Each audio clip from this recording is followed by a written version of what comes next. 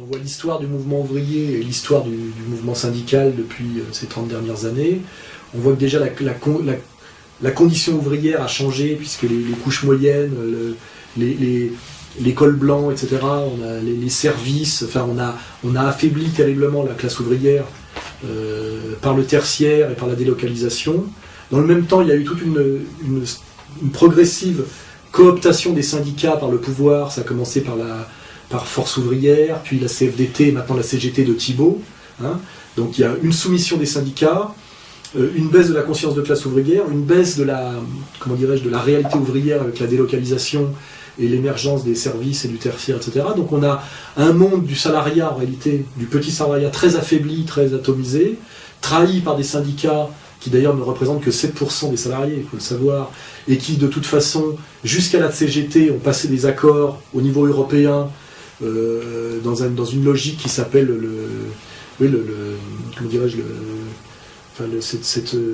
ce grand syndicat européen qui est en train d'être créé sous contrôle de l'UE, et qui a une espèce de partenariat, genre on discute sur les augmentations de salaire. C'est Thibault d'ailleurs qui...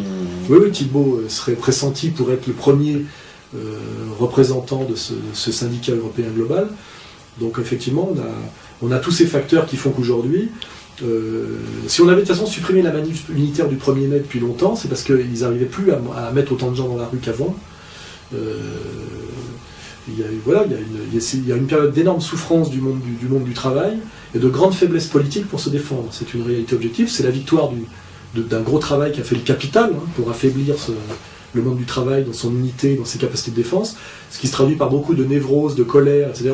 Et on est dans une situation aujourd'hui qui ressemble aux années 1900, quand il y avait les périodes des anarchistes, où les mecs mettaient des bombes, parce qu'il n'y avait aucun espoir de révolution, puisque 1848 avait échoué, les années 1870 avaient aggravé la condition, et on était dans une période vous voyez, la période anarchiste, c'est pas rien, ça, où les types, la solution à la violence bourgeoise était la bombe, voilà.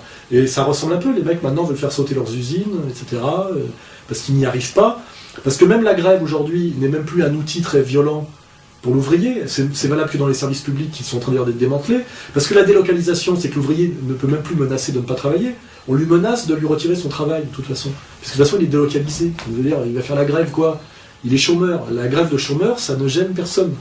Donc de toute façon on lui dit, sois déjà content de ne pas être chômeur, de toute façon, si tu pètes de travers, on te délocalise, et aujourd'hui, les types qui veulent faire péter leurs usines, c'est plus comme... La grève générale, c'était un moyen... Et c'était l'espoir du syndicalisme révolutionnaire de mettre la bourgeoisie à bas, parce que si le prolétaire français ne travaillait pas, la bourgeoisie était complètement émasculée de ses moyens de rente. Mais aujourd'hui que le capitalisme est financier et mondialisé, l'ouvrier français, il a juste à supplier qu'on daigne ne pas lui supprimer son travail, puisque de toute façon, son boulot peut être fait demain par un autre moins cher que lui ailleurs. Voilà, tout a été mis en place pour que ce soit possible. Donc la seule chose qu'a l'ouvrier aujourd'hui, c'est l'action violente, le recours aux médias et quelque part à la commisération du public, c'est-à-dire qu'on dit comme les Conti par exemple. Oh, c'est dégueulasse, oui bien sûr. Ouais. Et puis le représentant des Conti, il est bien gentil, mais au niveau politique, c'est pas une fusée. Hein. Je crois qu'il sort un discours en gros qui est un discours NPA écolo, quoi. Hein. C'est-à-dire quand on le laisse parler. Donc il a sa colère, il a très peu de conscience politique, très facilement manipulable, parce qu'on a beaucoup joué sur les vedettes individuelles à l'époque, on a cassé les syndicats, on a fait ça avec les routiers au début, on mettait le truc du mec hors syndicat, tu sais, c'est-à-dire que tout aujourd'hui concourt à... Enfin, il y a un travail qui a fait pendant 20 ans, où les syndicats sont collabos et affaiblis, on a monté des gars hors syndicat pour encore affaiblir un peu plus, les travailleurs n'ont plus de menaces à faire peser sur le capital, les travailleurs français, parce que de toute façon, leur force de travail ne vaut plus rien sur le marché du travail, c'est-à-dire ça serait presque aujourd'hui à l'État d'accepter par charité publique et par solidarité sociale de faire semblant d'accepter d'acheter la force de travail du travailleur alors qu'on n'en a plus besoin, c'est-à-dire qu'on va vers une société du RNI généralisé, en gros, parce que la délocalisation est à chaque fois la réponse.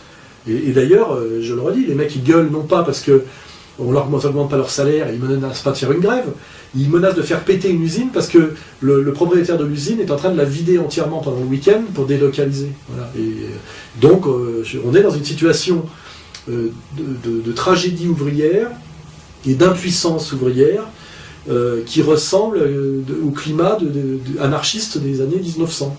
C'est c'est pas très bon signe. Le seul espoir, c'est que cette condition ouvrière, c'est la même, de mise au chômage et de paupérisation, c'est la même condition aujourd'hui qui est appliquée aux classes moyennes et à de plus en plus de cadres, de col blanc.